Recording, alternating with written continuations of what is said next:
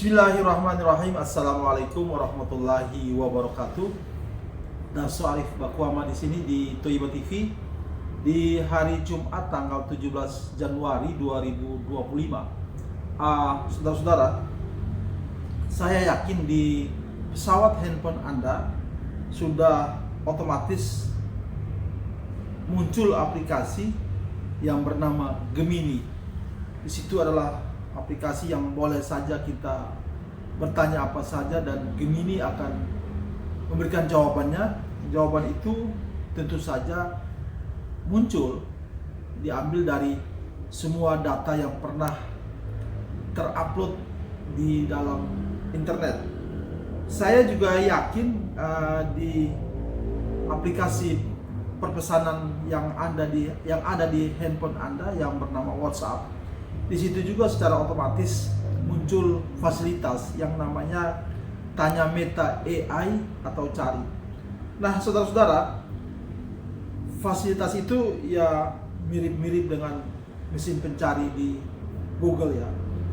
Untuk soal teknologi ini saya yakin saudara-saudara para pemerhati Toiba TV lebih mengerti dan lebih canggih dari pemahaman saya. Nah, dari kedua fasilitas di handphone kita itu, saya contohkan dari fasilitas Tanya AI di WhatsApp. Jika di situ kita mengetik seperti ini, siapa Ustadz yang dituduh pembohong? Cobalah saudara-saudara di handphone Anda di AI WhatsApp secara iseng-iseng mengetik di situ, siapa Ustadz yang dituduh pembohong. Kemudian Anda juga boleh coba mengetik di situ, mencari pertanyaan siapa Ustadz pembohong. Atau ada juga Anda mencoba di situ mengetik Ustadz siapa yang dituduh menipu. Kemudian nanti akan muncul satu nama yang bisa jadi akan membuatkan Anda terkaget-kaget atau terheran-heran. Nama itu selalu muncul dalam beberapa pertanyaan yang saya contohkan seperti itu. Jadi secara permanen jika pertanyaan-pertanyaan seperti itu Anda ketik di fasilitas Tanya AI di WhatsApp, maka muncul sebuah nama. Kemudian di fasilitas di aplikasi Gemini, cobalah Anda secara sengaja menulis pertanyaan di situ. Ustadz siapa yang dituduh penipu umat? Atau Anda ketik di situ pertanyaan seperti ini. Ustadz siapa suka dituduh menjual agama? Ustadz siapa suka dituduh menjual agama? Kemudian umpamanya Anda bertanya lagi dengan pertanyaan seperti ini. Ustadz siapa Ustadz yang dituduh suka menipu? Siapa Ustadz yang dituduh suka menipu? Semua jenis-jenis pertanyaan seperti itu akan muncul satu nama. Nah, nama itulah yang bisa jadi akan membuat Anda terheran-heran kenapa semua pertanyaan yang berbau negatif itu akan selalu muncul satu nama. Memang pada akhirnya baik AI, WhatsApp maupun Gemini akan memberikan penjelasan secara objektif. Umpamanya nama yang muncul di situ sebagai ustadz yang menjual agama atau yang menipu atau yang pembohong, nanti pada penjelasan-penjelasan berikutnya fasilitas itu akan memberikan jawaban seperti ini. Tuduhan itu baru semacam asumsi. Sebuah pembuktian selalu akan berlabuh di pengadilan. Jadi hanya pengadilanlah yang bisa membuat tuduhan penipuan atau pembohong itu menjadi sebuah pemahaman umum.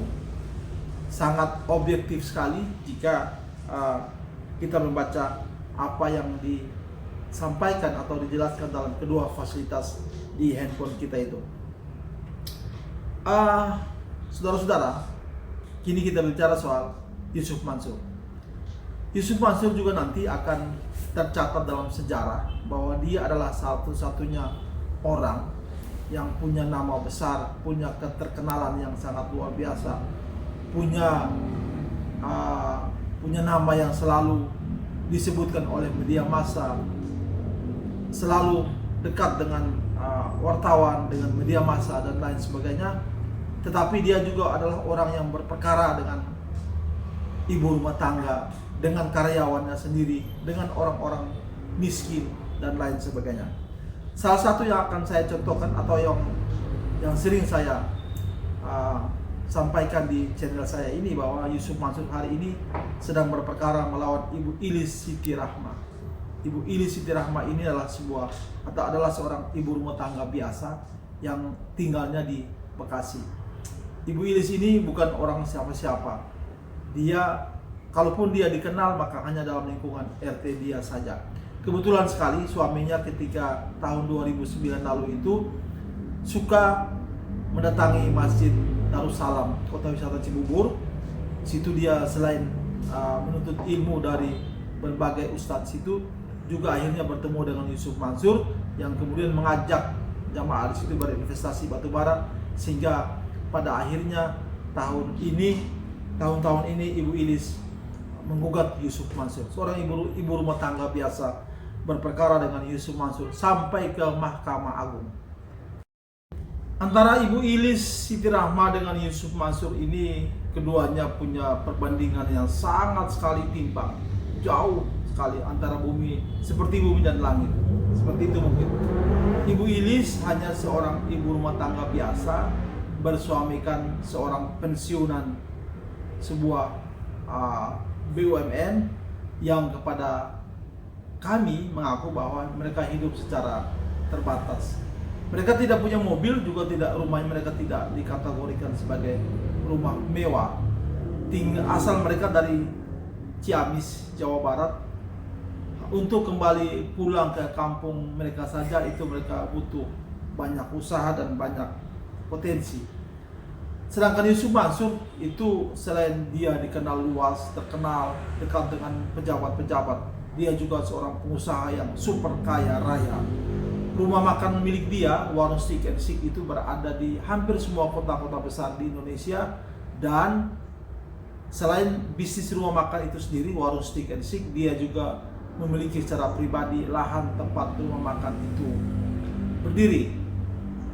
Dari berbagai informasi yang saya dapat, Yusuf Mansur ini diduga dia berpenghasilan tidak kurang dari 10 miliar setiap bulannya dari rumah makan dia, Warung Steak and Shake ini. Nah, saudara-saudara, update terakhir tentang bagaimana duduk perkaranya atau jalannya perkara antara Ibu Ilis Siti Rahma dengan Yusuf Mansur, nanti pada video berikut ini saya akan lampirkan perbincangan saya dengan Zeni Mustafa. Lagi-lagi Zeni Mustafa sebagai lawyernya. Saya bertemu dengan Ibu Ilis, Zeni Mustafa, dan suami Ibu Ilis di tempat yang sudah beberapa kali saya bertemu dan wawancarai mereka, yakni di kantin Masjid Darussalam, Kota Wisata Cibubur, tempat awal mula terjadinya investasi batubara yang oleh Yusuf Mansur digalang pada tahun 2009 lalu. Hari ini perkara itu sudah berada di Mahkamah Agung. Semoga video saya ini bermanfaat, dan nanti pada video-video berikutnya saya akan tetap mengabarkan peristiwa hukum dan hal-hal lain yang terkait dengan Yusuf Mansur, yang semua apa yang keluar dari dia itu menjadi konsumsi media massa. Jangankan statement dia atau pernyataan dia atau sikap dia, apa yang terjadi di dapur rumah dia pun menjadi konsumsi media massa. Apakah lagi perkara yang menyangkut diri dia terkait investasi yang melibatkan ratusan orang dengan jumlah uang berpuluh miliar. Semoga video saya ini bermanfaat. Billahi taufiq wal hidayah. Wassalamualaikum warahmatullahi wabarakatuh. Assalamualaikum warahmatullahi wabarakatuh. Hari Selasa tanggal 14 Januari 2025, saya kembali bertemu dengan Ibu Ilis, Pak Arif, suami Ilis, Pak Zin, dan Pak Sunaryanto di Masjid Darussalam Kota Wisata Cibubur. Pak Zini mungkin mau menyampaikan kepada kita soal rencana menjawab kasasinya Yusuf Mansur di Mahkamah Agung terkait perkara yang digugat oleh Ibu Ilis Siti Rahma menyangkut investasi batubara tahun 2009 lalu ya. Gimana Pak Ibu Ilis? Ya, jadi berkaitan dengan gugatan perdatanya Bu Ilis melawan Yusuf Mansur dan kawan-kawan berkaitan dengan investasi batubara yang digalang oleh Yusuf Mansur pada tahun 2009 yang sampai dengan saat ini modalnya tidak dikembalikan, kemudian keuntungan yang dijanjikan tidak diberikan, dan bahkan Yusuf Mansur membantah tidak terlibat dalam investasi batubara tersebut. Ya. Yang akhirnya Bu Ilis melakukan gugatan menunjuk saya selaku kuasa hukum yang terdaftar dalam perkara nomor 147 garis miring PDT.G garis miring 2023 garis miring PN Bogor ya. Nah, dalam perkara tersebut setelah melakukan persidangan yang cukup melelahkan, kemudian cukup melelahkan, dan karena selalu si tergugat Yusuf Mansur dan kawan-kawan ini bergantian tidak hadir, mungkin bertujuan agar kita bosan juga atau kita bosan membayar sekumnya juga begitu ya. Capek. Tapi gitu, akhirnya dengan kesabaran kita bersama ya, para penggugat ini akhirnya diputuslah oleh Pengadilan Negeri Bogor memenangkan Bu Ilis. Yusuf Mansur dan kawan-kawan dinyatakan luar prestasi atau ingkar janji, kemudian dihukum untuk membayar kepada Bu Ilis sebesar 4 miliar 75 juta. Itu terdiri dari uang pokok, kemudian kumulasi dikalikan dengan keuntungan yang pernah dijanjikan. Atas putusan tersebut kemudian Yusuf Mansur dan kawan-kawan itu banding, kemudian berdasarkan putusan banding Pengadilan Tinggi Jawa Barat ya, putusan Pengadilan Tinggi Jawa Barat atau Bandung nomor 671 garis miring PDT garis miring PT Bandung itu menguatkan putusan Pengadilan Negeri Bogor, sehingga Yusuf Mansur tetap dinyatakan luar prestasi. Yusuf Mansur dan kawan-kawan tetap dinyatakan luar prestasi dan tetap dihukum untuk membayar sejumlah 4 miliar 75 juta. Selanjutnya atas putusan tersebut Yusuf Mansur dan kawan-kawan mengajukan upaya hukum yaitu kasasi.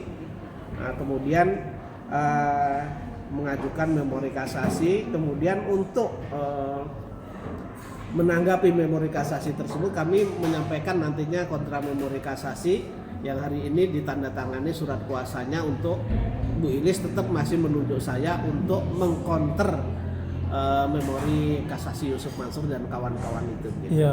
Rencananya mudah-mudahan kalau tidak ada aral melintang besok akan kami ajukan kontra memori itu, karena terakhir kami mengajukan nanti di hari Jumat. Jadi sebelum hari Jumat kami sudah mengajukan terlebih dahulu. Oh, terakhir hari Jumat ya Pak? Iya. Pak, pada video terdahulu kan Pak Zini sudah sampaikan materi kasasinya, memori kasasinya Yusuf Mansur.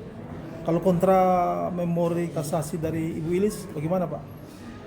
Tentu begini, karena itu putusan pengadilan negeri, kemudian putusan pengadilan negeri Bogor, kemudian dikuatkan oleh putusan pengadilan negeri Bandung, itu menurut hemat kami sudah benar.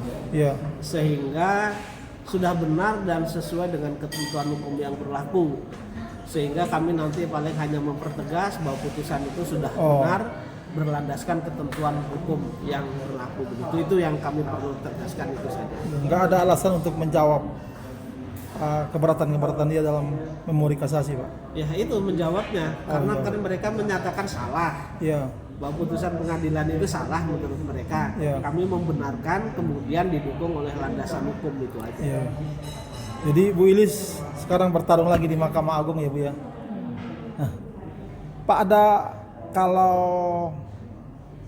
di Mahkamah Agung kali ini terus umpamanya Mahkamah Agung menguatkan keputusan pengadilan sebelumnya, ada upaya yang bisa diajukan oleh Yusuf Mansur lagi Pak? Jadi sebenarnya ketika sudah putusan kasasi itu sudah selesai, tapi ada upaya luar biasa yaitu PK. PK.